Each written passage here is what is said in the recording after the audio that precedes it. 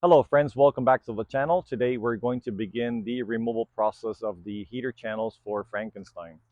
I'm going to go ahead and share with you my method of doing it. You can always reference any other YouTube channel out there and see what works best for you. This is my way of doing it. And as you know, there is 100 ways to skin the cat. So I'm going to go ahead and show you the way I skin the cat. If you look down here, I'm going to begin by removing some of these spot welds right here. It's been quite some time since the last time I did something with Frankenstein, so I'm going to have to go back and try to remove some of that surface rust to see the spot welds. So first of all, first come first, make sure you're wearing your PPE. And I'm going to start with what I like to call a less aggressive method, which is using a wire brush to try to remove some of the surface rust without having to remove a lot of the metal that's right there.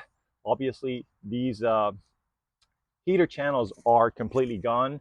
And if I opt to just take a cutting wheel and cut through some of the stuff here, it would be faster. But I want to try to do this in a fashion where I keep as much metal as possible in this area.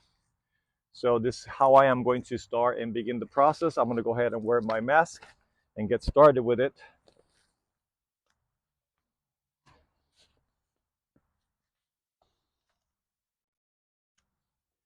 So I don't know if you can still hear me or not, but I'm going to do my best to explain what I'm doing as I go. So I'm going to begin removing that surface rust.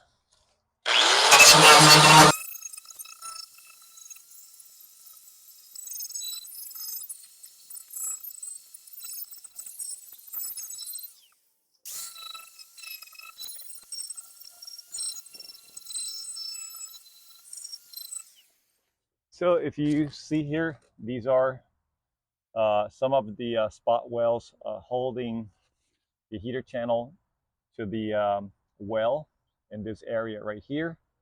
I don't think that I have to go any higher than that. Contrary, I see spot welds right here and down below here.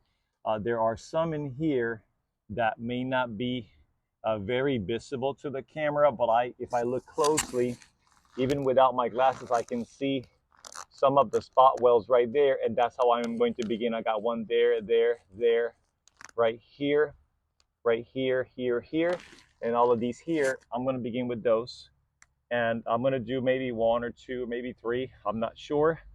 And then I'll stop the camera, finish that, and bring you back when I'm done drilling those holes. The method I'm going to be using, I'm going to use a skinny, maybe 1/8 of an inch pilot drill bit to open a initial pilot hole. And then I have a spot well drill bit that basically cuts around this hole right here, releasing the well from the body where it is attached. The purpose of using the um, the drill bit is that this guy here is sort of like spring loaded, and once we have actually reached the surface perimeter of the well and it cuts through, we know that we don't need to go any further because it will stop, if that makes sense. So this is what I'm going to be using. So I'm going to try to get one that's pretty visible to the camera. Once you see me do one, you basically do the same step for all of the others. You repeat the process for all of the others. I'm going to go ahead and start with that one right there.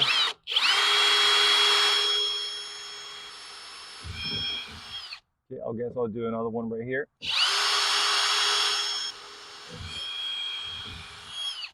Okay, and I'll do another one right here. I think these are the most visible ones that you can see.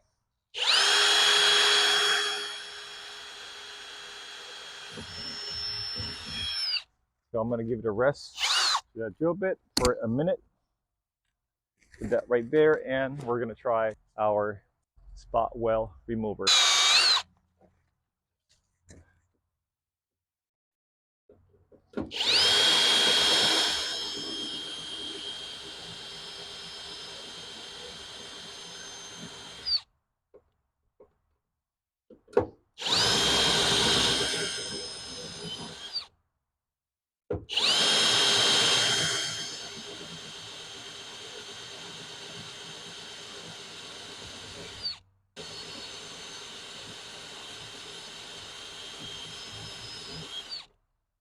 it looks like that went through.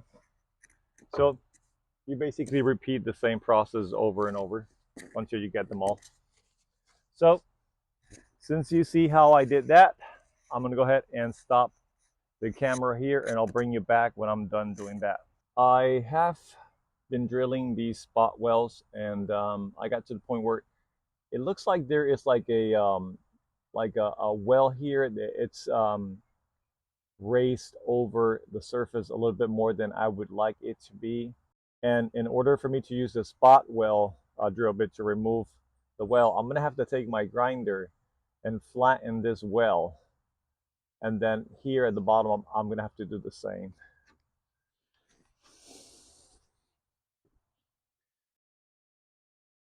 So if you look in this area right here, I already drilled those out. So this here should be ready to be taken apart from the heater channel, but I'm going to wait until I get to all of the spot wells.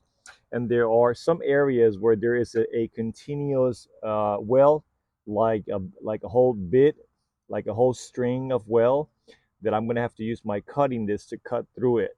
But I'll show you that when the time comes, because right now we are still in this area right here. So now what I'm going to do is I'm going to put on my safety glasses and my mask, and I'm going to grind this area flat and this little well right there. Okay, let's see what we can do.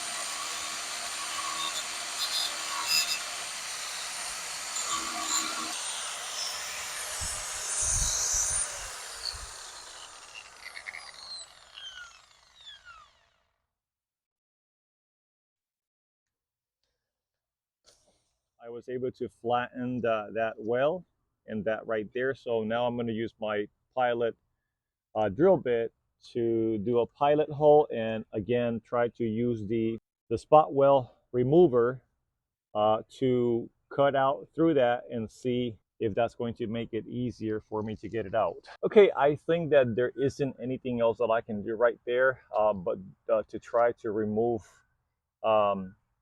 whatever metal is attached to the heater channel. Once I go inside and I cut around the well inside, this here is pretty much gone. And so let me show you a few things here that I have to do. There is a string of well bead here that I need to cut it off, and then I got to cut that well right there. and around there. But down here, there isn't much to drill out. So what I'm gonna do is, if you look here, all of this is gone. I have to go now. If you look in here, this metal too needs to be replaced, so I'm gonna have to make a patch for that. But there's a well right here I'm gonna have to cut in right here. And then there should be a few spot wells on this over this flange that I need to drill out to clean it. But technically, if I just cut this right here and I take my grinder and cut right there on that edge, then I can clean that out and I should be fine. But I'm going to still try to remove the spot wells if I find them there. Then over here, so right there, I have to cut this well right there, and then I think that should be it. As you can see right there now, this is actually separating from the heater channel, and you can see daylight through there. So I think that what I'm going to tackle next is, since I still have daylight, I think I might just try to cut or grind down some of that well and find some of these spot wells in here and try to see if I can cut those out. So let me go ahead and get my wire wheel and my grinder and clean some of that surface rust to find the spot wells. And I'll bring you back when I have cleaned that with the grinder and the wire wheel. Okay, so it's getting dark. It's like around 7 p.m. now. I do not know how much you can actually see in the camera, but hopefully you can see these little indentations from the spot wells. I have already prepped my drill. I'm going to do one, and like I said before, once you see me do one, you repeat the same process for all of the little single indentations that you see there to remove the spot wells. So let's go ahead and start with this one right here. And it looks like it's too close to that, so that's not going to help. Let me see if I can extend this drill bit a little bit more. Let's see.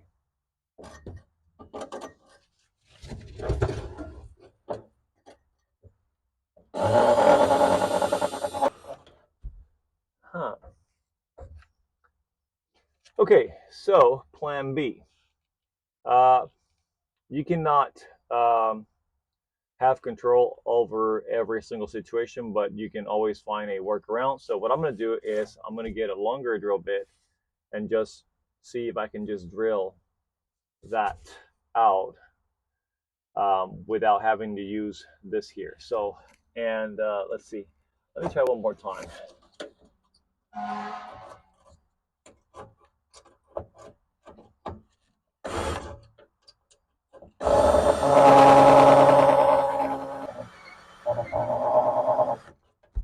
Okay. See that? A little piece of metal from right there stuck. It got stuck in there. So we're gonna have to get a plier and remove the little drum. This little drum right here. We're gonna have to remove that little drum to get that piece of metal out. But honestly, I think that a regular drill bit would just work as fine to drill that spot well out. So I think I'm gonna have to do a different approach on that one. So let me see. Yeah, I think I'm gonna try this drill bit right here. 532s. I'm gonna start with the 532. Maybe if I need to bore it out a little bit more, then I'll go to a bigger drill bit. But for now, I'm just going to not waste any more of the light that I still have here, and I'm going to try this. Let's see. So We got one,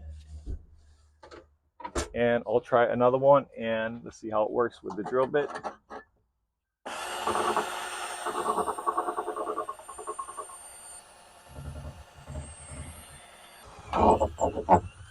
Okay, so we got that one out. Let's see, maybe we can try this one right here.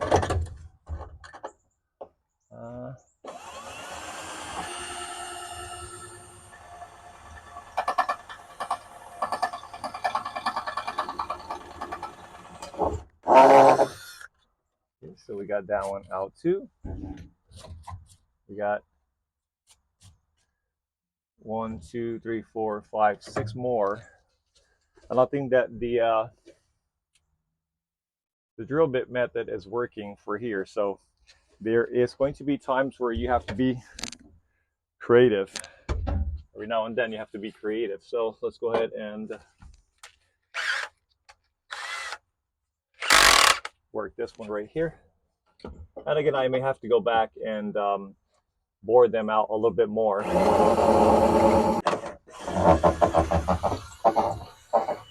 Okay, so we get that one too. So it seems like the drill bit method also works pretty well.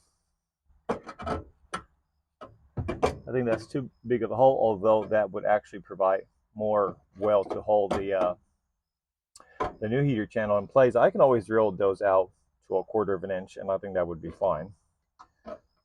So let me go ahead and do this one right here.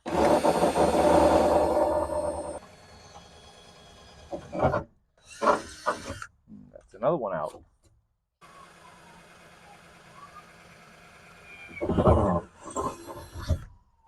That's another one out, and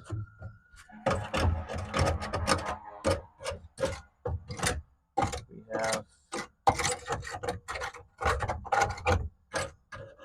one more right here, right there. Let's do that one right there.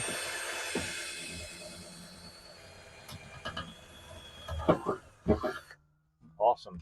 So we got that one out. So I think now it's just a matter of making them a little bit bigger, and we should be fine. I don't see. I think there's maybe one more right there, but my bracing, it's on the way, so I would have to chop this little piece right here to get my drill in. And I apologize for the sirens in the back, if you can hear them. But it looks like we have, or maybe not. It's just maybe just a little tiny well right there. Oh, I thought you were seeing this, but you were not. So right now, we have just about cut that well out, and all of this here should be free, and we should be able to remove this piece of heater channel. I have an idea. I was thinking about ordering the heater channels and just replace one at a time rather than removing both at the same time. I think I may just drill out all of the spot welds and cut out the welds where it is welded, like at the pillars right here. And I will just cut these welds right here, and then I think that I may just replace one at a time.